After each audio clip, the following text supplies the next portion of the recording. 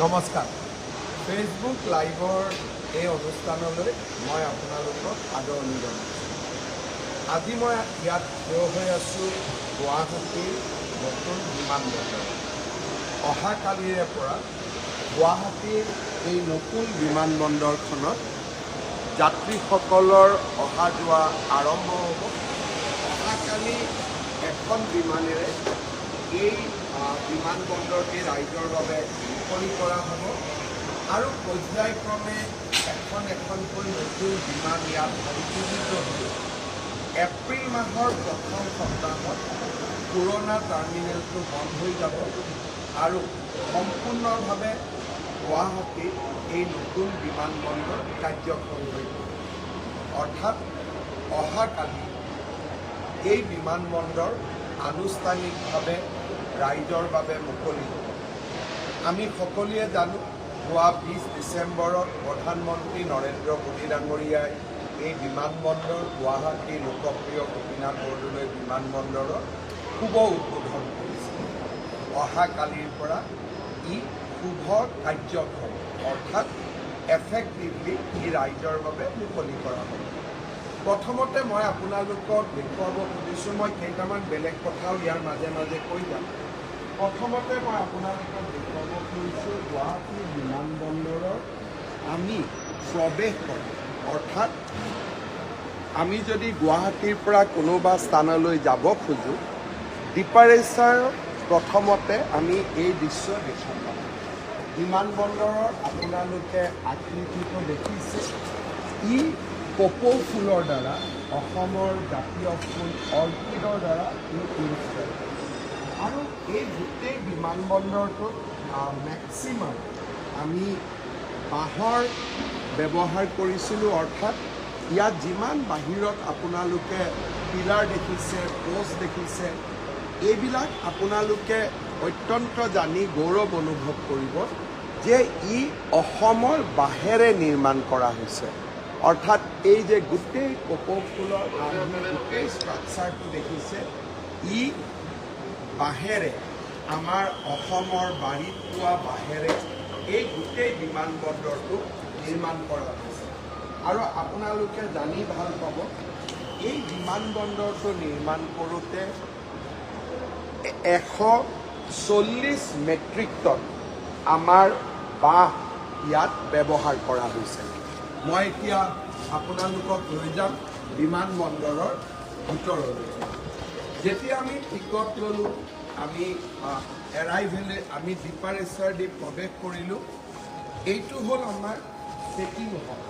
অৰ্থাৎ কোনোবা এজন ব্যক্তি যেতিয়া কলিকতা যাব খুজিব, দিল্লী যাব খুজিব, তেওঁলোকে প্ৰথম এই লঞ্চটোত বা এই এৰিয়াটোত প্ৰৱেশ কৰিব। চাৰিওফালে আকৌ বাঁহে আপোনালোকে দেখিব, গোটেইখন অসমীয়া বাঁহেৰে ইয়াক নিৰ্মাণ কৰা হৈছে। ইয়াত আমি বেগেজ চেক ইন কৰিলোঁ আৰু বেগেজ আমি ছিকিউৰিটি চেক কৰাৰ পিছতে আমি য'ত আমি আমাৰ টিকেট দেখুৱাওঁ বা আমি আমাৰ লাগেজ দিওঁ, এই গোটেই এৰিয়াটোলৈকে আমি আহি ইয়াত উপস্থিত হ'ব পাৰোঁ। ইয়াত সকলোতকৈ ডাঙৰ কথা যে আমি নিজেও আমাৰ বেগটো ইয়াত থৈ দিব পাৰোঁ আৰু ছেল্ফ চেকিঙৰো ইয়াত ব্যৱস্থা কৰা হৈছে। আৰু আপোনালোকে দেখা পাইছে কালি আকাশা বিমান ইয়াৰ পৰা চলিব, আকাশাৰ কাউণ্টাৰ। আৰু এই ধৰণে আমি গোটেই এই প্ৰকাণ্ড এৰিয়াটো আমাৰ যাত্ৰীসকলে প্ৰথমতে চেকিঙৰ কাৰণে ব্যৱহাৰ কৰিব। আপোনালোকে যদি আমাৰ গুৱাহাটীৰ পুৰণা বিমানবন্দৰটো চায় আৰু গোটেই চেকিঙৰ এৰিয়াটো চায়, আপোনালোকে নিজেও অনুভৱ কৰিব এই বিমানবন্দৰটো ইমান বহল, ইমান ডাঙৰ, ইমান সুবিধা। এই বিমানবন্দৰটো আপোনালোকে জানি ভাল পাব যে বছৰত 1,30 লাখ যাত্ৰীক সেৱা কৰিব পৰাকৈ এই বিমানবন্দৰটো নিৰ্মাণ কৰা হৈছে। বৰ্তমান গুৱাহাটী বিমানবন্দৰেদি 65 লাখ লোক বছৰত অহা যোৱা কৰে। এই বিমানবন্দৰটো ধৰি লোৱা হৈছে যে ইয়াত 1,30 লাখ লোক বছৰত অহা যোৱা কৰিব পাৰে। আৰু যেতিয়া ই 90 লাখ স্পৰ্শ কৰিব তেতিয়া এই বিমানবন্দৰটো দুইফালে আৰু দুটা টাৰ্মিনেল বনাবৰ বাবে ইতিমধ্যে প্ৰাৰম্ভিক প্ৰস্তুতিও সম্পূৰ্ণ কৰা হৈছে। এতিয়া আমি লাহেকৈ সোমাই যাম ছিকিউৰিটি চেকৰ অঞ্চলেদি। CISF আহি ইতিমধ্যে ইয়াৰ দায়িত্ব লৈছে। আপোনালোকে চাওক ছিকিউৰিটি চেকৰ কাৰণে কিমানটা ব্যৱস্থা আছে। এটা, দুটা, তিনিটা, চাৰিটা, পাঁচটা, কিমান সুবিশাল। যাত্ৰীসকলে কোনো পধ্যেই কষ্ট পাব নালাগে আৰু গুৱাহাটীত আহি তেখেতসকলে সম্পূৰ্ণ এটা নতুন পৰিৱেশ দেখা পাব অহাকালিৰে পৰা। ইতিমধ্যে অহাকালি বিমানবন্দৰ আৰম্ভ হ'ব। সেইকাৰণে বিমানবন্দৰ নিৰাপত্তাৰ দায়িত্বত থকা CISF সকলেও নিজৰ দায়িত্ব ইতিমধ্যে সমজি লৈছে। মুখ্যমন্ত্ৰীৰ কাৰণে মোৰ ছিকিউৰিটি চেক নহয়, কিন্তু বাকীসকলক ছিকিউৰিটি চেক কৰিছে আৰু মই লাহে কৰি ছিকিউৰিটি এৰিয়াটোৰ ভিতৰত মই প্ৰৱেশ কৰিছোঁ। ইয়াৰ পিছত আপোনালোকে দেখিছে আমি প্ৰথমতে চেকিং কৰিলোঁ, ছিকিউৰিটি কৰিলোঁ আৰু এতিয়া আমি বিমানৰ ফালে আগবাঢ়ি যাম। কিমান প্ৰকাণ্ড এটা পাছেজ, কোনো কাৰণে যাত্ৰীসকলে কষ্ট পাব নালাগে। এইবোৰ গোটেই ছিকিউৰিটি বা প্ৰৱেশ ছিকিউৰিটি চেকিঙৰ জেগা, হেণ্ড বেগেজ এইফালেদি লৈ আহিব আৰু লাহেকৈ হেণ্ড বেগেজ বা ছিকিউৰিটি পৰীক্ষা হৈ যোৱাৰ লগে লগে আমি বিমানৰ ফালে আগবাঢ়ি যাম। এই গোটেই বিমানবন্দৰটো নিৰ্মাণ কৰোঁতে প্ৰায় 5,000 কোটি টকা ব্যয় কৰা হৈছে। এই বিমানবন্দৰত আমি এটা আৰু নতুন দিশ এটা সংযোজন কৰিব খুজিছোঁ। সেইটো হ'ল MRO, maintenance and repairing of aircraft. এতিয়া ইয়াতে এটা নতুন দিশ সংযোজন হ'ব যে গুৱাহাটী বিমানবন্দৰত আমি এটা MRO হাব কৰিম। ইয়াতে বিমানসমূহ ৰিপেয়াৰ কৰিব পৰা যাব, ছাৰ্ভিচিং কৰিব পৰা যাব। এয়াৰক্ৰাফ্ট ইঞ্জিনিয়াৰিঙৰ লগত জড়িত বহুত ল'ৰা ছোৱালীয়ে কৰ্মসংস্থাপন পাব পাৰিব। মই আগতে কৈছিলোঁ অহাকালিৰ পৰা এই বিমানবন্দৰ কাৰ্যক্ষম হ'ব। আপোনালোকে দেখিছে এই বিমানবন্দৰত বিভিন্ন দোকান প্ৰতিষ্ঠান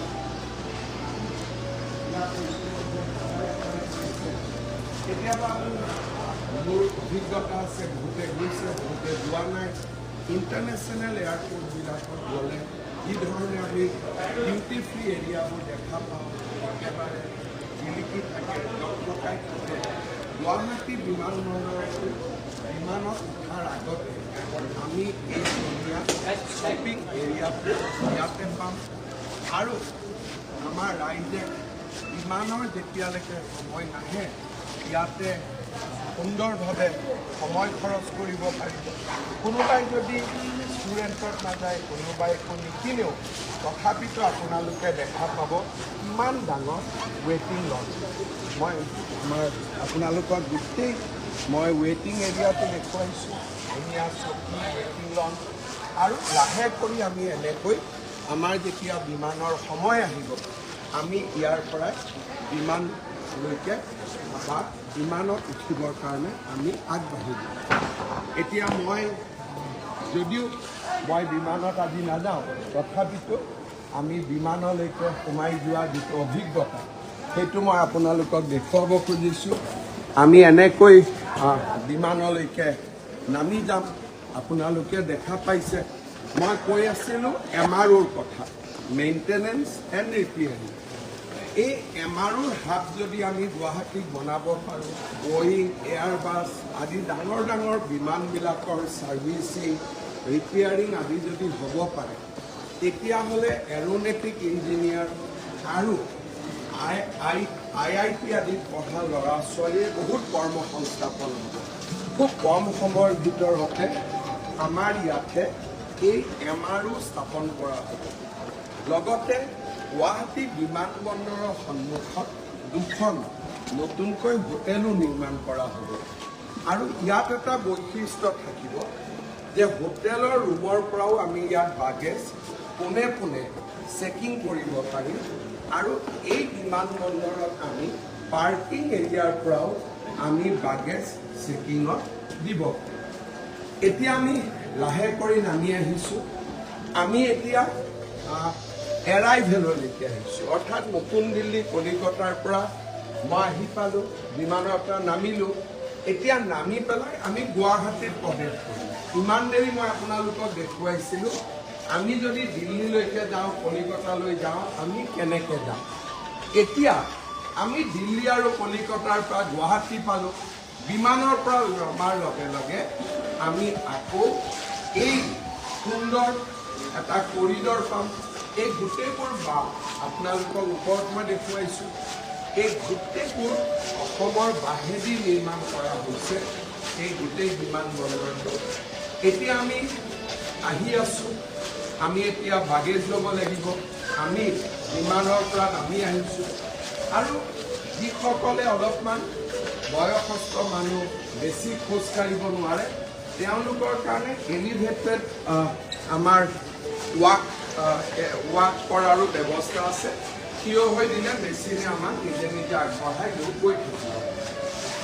এইখিনি হ'ল বিমানৰ পৰা নামি আহি আমি সুন্দৰভাৱে আমাৰ বাগেজ ল'বৰ কাৰণে, বেগ ল'বৰ কাৰণে বা গুৱাহাটীলৈকে আমি যাবৰ কাৰণে এই গোটেই কৰিডৰটো দি আমি খোজকাঢ়ি আহি থাকোঁ।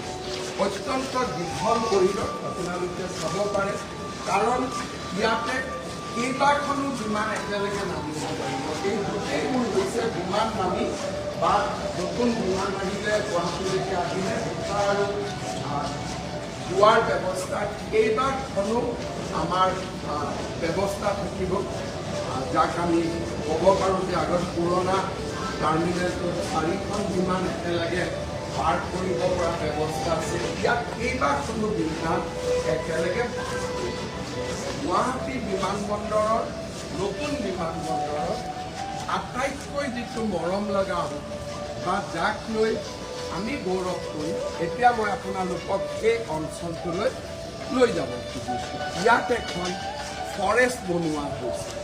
কাজিৰঙাৰ দ্বাৰা ইনস্পায়াৰ হৈ ইয়াত এখন ফৰেষ্ট বনোৱা হৈছে। যি ফৰেষ্ট দেখিলে আমি এক প্ৰকাৰ ৱৰ্ডলেছ বা আমি ক'ব নোৱাৰা হৈ যাম, ইমানেই মনোমোহা। প্ৰথমতে মই আপোনালোকক দেখুৱাব খুজিছোঁ, মই দিল্লীৰ পৰা আহিছোঁ। আহি পেলাই মই এটা বাগেজ ল'ম আৰু বাগেজ ল'বলৈ নামি যাবৰ কাৰণে মই এই ষ্টেয়াৰকেছ বা সেই আমাৰ যিটো এক্সকালেটৰ আছে তাক আমি ইউজ কৰিম। মই নিজে খোজকাঢ়ি নামি গৈছোঁ। আপোনালোকে দেখিছে, welcome to Lokpriya Gopinath Bordoloi airport. লাহে লাহে আমি এটা বননি বা ফৰেষ্ট এখনৰ ভিতৰত যেন আমি সোমাই গৈছোঁ। আমি এনেকুৱা এটা পৰিৱেশ ইয়াতে দেখা পাম।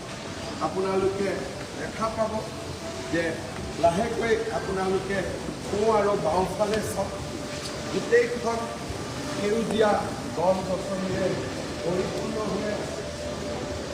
আপোনালোকে ইয়াতে ৰোপণ কৰা হৈছে আৰু এই গোটেই বিমানবন্দৰখনেই হৈছে নেচাৰৰ দ্বাৰা ইনস্পায়াৰ। আপোনালোকে ইয়াতো চাব পাৰে গোটেই গছ আৰু এই বিমানবন্দৰৰ ভিতৰত বাহিৰত এই গোটেই আমি যেতিয়া আমাৰ বেগটো ল'বলৈ নামি যাম, গুৱাহাটীয়ে আমাক আমন্ত্ৰণ কৰিব আৰু নামাৰ লগে লগে আমি গম পাম যে আমি এনেকুৱা এখন ৰাজ্যত আহিছোঁ য'ত কাজিৰঙা আছে, মানস আছে, পবিতৰা আছে, ওৰাং আছে। আপোনালোকে চাওক চাৰিওফালে গছ আৰু এই গছবিলাক বেলেগ গছ নহয়, আমাৰ অসমৰ জংগল, অসমৰ বননিত থকা গছবিলাককে ইয়াত সুন্দৰভাৱে সজাই পৰাই তোলা হৈছে।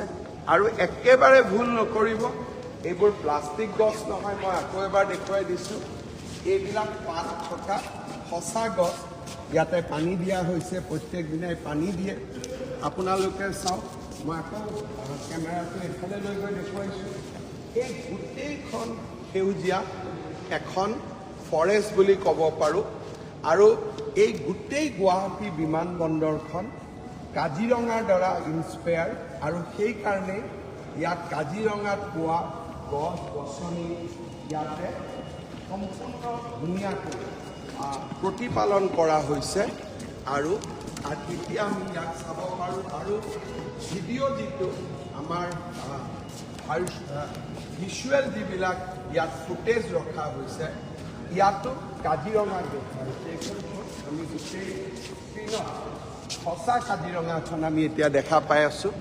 গোটেই ইয়াতে থিয় হৈ বাগেজ ক্লেইম কৰিব যোৱাৰ আগতে খন্তেক সময় যদি ইয়াতে আমি থিয় দিওঁ আমি এইবিলাক সুন্দৰ হাতী, কাজিৰঙাৰ হাতী, কাজিৰঙাৰ বাঘ, কাজিৰঙাৰ চৰাই, গোটেইখন কাজিৰঙা আৰু এইখিনি যদিও আমি ভিডিঅ'ত চাই আছোঁ বা ৰেকৰ্ডেড চাই আছোঁ, সোঁ আৰু বাওঁফালে যেতিয়া আমি চকু দুটা লৈ যাম ই কিন্তু সঁচা বননি এখন, সঁচা বননিৰ মাজত ইয়াক ভিডিঅ' প্ৰজেকশ্যন কৰা হৈছে। এতিয়া আমি বাগেজ ল'বৰ কাৰণে গৈ আছোঁ, কিন্তু ইয়াতো আমি ফৰেষ্ট এখন দেখিলোঁ। বাগেজ ল'ব যাওঁতে আমি দেখা পাইছোঁ চাৰিওফালে ফৰেষ্ট, গছ গছনি আৰু এটা সম্পূৰ্ণ নৈসৰ্গিক পৰিৱেশত আমি যাতে গুৱাহাটীত প্ৰৱেশ কৰিব পাৰোঁ। মানুহে প্ৰৱেশ কৰাৰ লগে লগে বুজি পায় যে অসম এখন প্ৰাকৃতিক সৌন্দৰ্যৰে পৰিপূৰ্ণ ৰাজ্য। সেই ফিলটো এয়াৰপৰ্টত এৰাইভেল লঞ্জত দিবৰ বাবে চেষ্টা কৰা হৈছে আৰু আপোনালোকে দেখি ভাল পাব যে ইয়াত যিমানবিলাক ভিডিঅ' প্ৰজেকশ্যন আছে অসমৰ মুখা, অসমৰ বিহু, অসমীয়া সত্ৰ শিল্প, আমাৰ ব্ৰহ্মপুত্ৰ, এই গোটেইবিলাক ইয়াত প্ৰজেকশ্যন কৰা হৈছে। বাহিৰৰ পৰা অহা অতিথিসকলৰ বাবে ধুনীয়া এটা VIP লঞ্জো নিৰ্মাণ কৰা হৈছে। আপোনালোকক দেখুৱাবলৈ পাই মই ভাল পাইছোঁ যে বাহিৰৰ পৰা যিসকল আমাৰ ৰাজ্যৰ অতিথি আহে, ষ্টেট গেষ্ট বুলি কওঁ, তেওঁলোকক আমি ৰিচেপশ্যন বা আমি ইয়ালৈকে আমি বহুৱাম আমি তেওঁলোকক।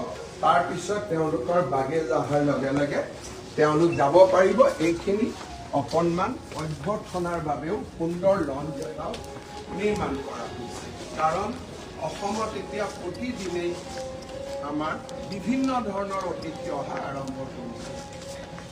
এৰাইভেল লঞ্চত কিছুমান খোৱা বোৱাৰ ব্যৱস্থা থাকিব আৰু আপোনালোকে এতিয়া বিমানবন্দৰৰ এৰাইভেল লঞ্চটো চাওক বা এৰাইভেল এৰিয়াটো চাওক। আমাৰ মই হিচাপ কৰিছোঁ যে প্ৰায় 5টা আমাৰ এৰাইভেলৰ যিটো লাগেজ ক্লেইম কৰিব পাৰোঁ এনেকুৱা 5খন বিমান বা 5টা লাগেজ ক্লেইমৰ বাগেজ ক্লেইমৰ ধুনীয়া এৰিয়া বনোৱা হৈছে। দিব্যাংগৰ কাৰণে থিয় হোৱাৰ কাৰণে বেলেগ ব্যৱস্থা কৰা হৈছে। আকৌ মই ওপৰত দেখুৱাব খুজিছোঁ গোটেইবোৰ অসমৰ বাহ। আমি সঁচাই গৌৰৱ অনুভৱ কৰোঁ। আপোনালোকে কিন্তু ইও অসমৰ বাঁহ ব্যৱহাৰ কৰা হৈছে। এই বিমানবন্দৰটোৰ আটাইতকৈ ডাঙৰ কথা হৈছে যে আধুনিকতা আৰু পৰম্পৰা। তলত ধুনীয়া মাৰ্বল বা টাইলছ লগোৱা হৈছে, কিন্তু ওপৰত এই গোটেইবিলাক বাঁহ। আৰু মই অসমৰ বাঁহ ইমান ভাল কৰি ব্যৱহাৰ কৰা আগতে কেতিয়াও দেখা নাছিলোঁ।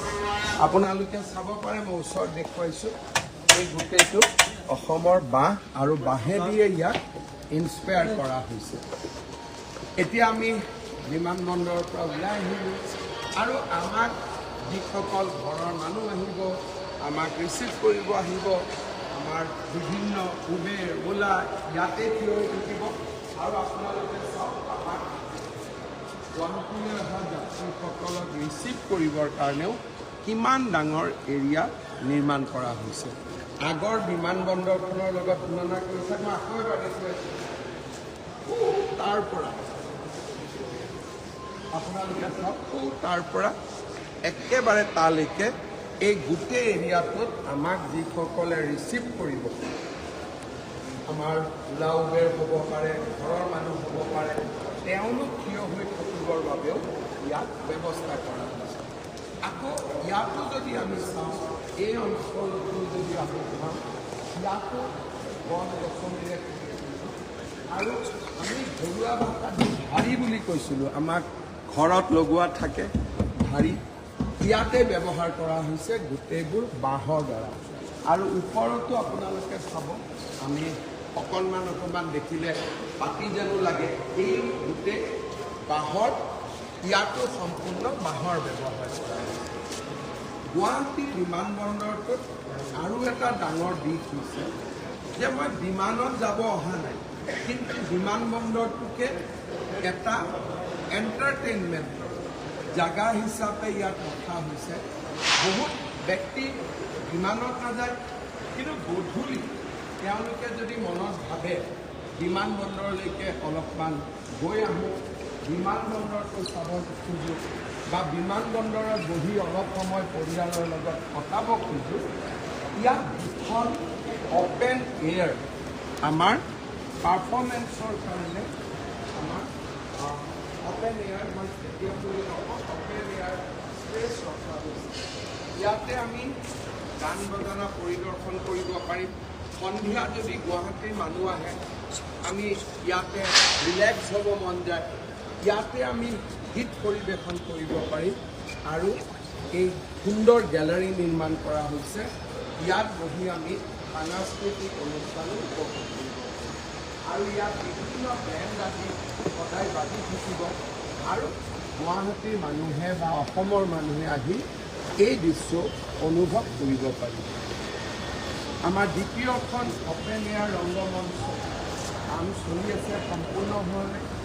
দুখন ৰাইট আৰু লেফ্টত আমাৰ দুখন কালচাৰেলৰ কাৰণে ষ্টেজ বা কালচাৰেলৰ কাৰণে আমি অপেন এয়াৰ ষ্টেজ বনাইছোঁ। গেলাৰী হ'ব, ইয়াত আহিব, তাতে পাৰফৰ্মেঞ্চ কৰিব। ইও এটা গুৱাহাটী বিমানবন্দৰৰ এটা নতুন বৈশিষ্ট্য। এই বিমানবন্দৰৰ প্ৰৱেশ পথতে আমি লোকপ্ৰিয় গোপীনাথ বৰদলৈ এটা উচ্চ প্ৰতিমূৰ্তি দেখা পাওঁ। অলপ আগতে মই কৈ আছিলোঁ আপোনালোকক যে দুখন হোটেলো নিৰ্মাণ হ'ব। মই ইয়াৰ পৰা দেখাইছোঁ এই খালী জেগা যিখিনি সন্মুখত আছে, দুইটা খালী জেগা দুখন ডাঙৰ হোটেল নিৰ্মাণ হ'ব। অহাকালি আমাৰ বিমানবন্দৰৰ প্ৰধানমন্ত্ৰী ডাঙৰীয়াই উদ্বোধন কৰি থৈ গৈছে। অহাকালিৰে পৰা আনুষ্ঠানিকভাৱে এতিয়াই মই এটা সুযোগ ল'লোঁ, এইবোৰ আমাৰ সপোন হ'ব, কিন্তু এই বিমানবন্দৰটো যেতিয়া আমি চাম, তেতিয়া আমি নিশ্চিত হ'ব পাৰোঁ যে এনেকুৱা এটা বিমানবন্দৰ যদি গুৱাহাটীত নিৰ্মাণ হ'ব পাৰিছে, নিশ্চয় চৰকাৰে কাজিৰঙাৰ এলিভেটেড কৰিডৰটো সময়মতে সম্পূৰ্ণ কৰিব পাৰিব। যেতিয়া কুমাৰ ভাস্কৰ বৰ্মা সেতুখন আমি দেখা পাওঁ, তেতিয়া আমি নিশ্চিত হ'ব পাৰোঁ যে নহয়, এইখন চৰকাৰে নিশ্চয় গোলাঘাট আৰু গহপুৰৰ মাজত টানেলো নিৰ্মাণ সম্পূৰ্ণ কৰিব পাৰে। মই আৰু কেইটামান কথা সংক্ষেপতে আপোনালোকক ক'ব খুজিছোঁ। এই বিমানবন্দৰখনত বৰ্তমান গুৱাহাটী বিমানবন্দৰত বছৰি 65 লাখ যাত্ৰী আছে। এই বিমানবন্দৰটো যাক নতুনকৈ নিৰ্মাণ কৰা হৈছে, ইয়াত 1,30 লাখ যাত্ৰী আহিব পাৰিছে। বিমানবন্দৰৰ দুয়োফালে নতুন দুটা টাৰ্মিনেল বনোৱাৰো ব্যৱস্থা কৰা হৈছে, যাতে যাত্ৰীৰ সংখ্যা বঢ়াৰ লগে লগে ইয়াতে আমি আৰু বেছি সুন্দৰ ব্যৱস্থা আমি যাত্ৰীসকলৰ কাৰণে ক'ব পাৰোঁ। কাজিৰঙা ইনস্পায়াৰ্ড লেণ্ডস্কেপ আৰু প্ৰায় 140 মেট্ৰিক টন বাঁহৰ ব্যৱহাৰ, ইয়াতে ৰাইনো মটিভ আছে, জাপি মটিভ আছে, অপেন এয়াৰ ষ্টেজ আছে। এক প্ৰকাৰ গুৱাহাটীক এভিয়েশ্যনৰ ক্ষেত্ৰত এক বিশ্ব মানদণ্ডলৈ এই বিমানবন্দৰটোৱে লৈ যায়। মই এতিয়া তিনিটা আন কথা কৈ ফেচবুক লাইভৰ অনুষ্ঠানটো সামৰণি মাৰিম। এটা হ'ল, বহুতে মোক সুধি আছে যে চান্দমাৰীৰ যিখন মহাৰাজ পিঠু উৰণীয়া সেতু সেইখন কোন তাৰিখে উদ্বোধন হ'ব। মই 3খন উৰণীয়া সেতুৰ উদ্বোধনৰ দিন আপোনালোকক দিব খুজিছোঁ। আমি 10 তাৰিখে গধূলি গুৱাহাটীৰ চান্দমাৰী আৰু নুনমাটি গুৱাহাটী ক্লাবৰ মাজৰ উৰণীয়া সেতুখন 10 মাৰ্চৰ দিনাখন আমি উদ্বোধন কৰিম। 11 তাৰিখৰ দিনা আমি ডিফুত নিৰ্মাণ কৰা উৰণীয়া সেতু শুভ উদ্বোধন কৰিম আৰু 11 তাৰিখে সন্ধিয়া যোৰহাটত নিৰ্মাণ কৰা উৰণীয়া সেতুখন আমি উদ্বোধন কৰিম আৰু সিদিনাখনি যোৰহাটৰ জেলত আমি নিৰ্মাণ কৰা সুন্দৰ উদ্যানখনো ৰাইজৰ বাবে মুকলি কৰি দিম। 10 তাৰিখৰ দিনটো আমাৰ বাবে আৰু গুৰুত্বপূৰ্ণ। 10 তাৰিখৰ ৰাতিপুৱা আমি এটা সুন্দৰ অনুষ্ঠানৰ জৰিয়তে অসমৰ 40 লাখ, আকৌ এবাৰ মই সংখ্যাটো কৈছোঁ, অসমৰ 40 লাখ মহিলাৰ বেংক একাউণ্টলৈকে আমি 9,000 টকাকৈ হস্তান্তৰ কৰিম। অৰ্থাৎ 40,000 মহিলাই সিদিনাখন 9,000কৈ টকা অৰুণোদয় হিতাধিকাৰীয়ে তেওঁলোকৰ বেংক একাউণ্টত লাভ কৰিব। 11 তাৰিখৰ গধূলি যোৰহাট, ৰাতিপুৱা আমি ডিফুৰ ফ্লাইঅভাৰখনো উদ্বোধন কৰিম। কেইটামান বৰাক উপত্যকাৰ ৰাইজৰ বাবে মই দুটা খবৰ দিব খুজিছোঁ। 14 তাৰিখে ৰাতিপুৱা 14 মাৰ্চৰ দিনা ৰাতিপুৱা প্ৰধানমন্ত্ৰী নৰেন্দ্ৰ মোদী ডাঙৰীয়া শিলচৰলৈ যাব। সিদিনাখনে শিলচৰ আৰু গুৱাহাটীৰ মাজত আমি নিৰ্মাণ কৰিব বিচৰা 22,000 কোটি টকা ব্যয়েৰে এক্সপ্ৰেছ হাইৱেটোৰ আমি আধাৰশিলা স্থাপন কৰিম। এই এক্সপ্ৰেছ হাইৱেটো মুম্বাই আৰু পুনাৰ আদৰ্শৰে ইয়াৰ ব্যৱস্থা বা ইয়াৰ কনচেপ্ট কৰা হৈছে।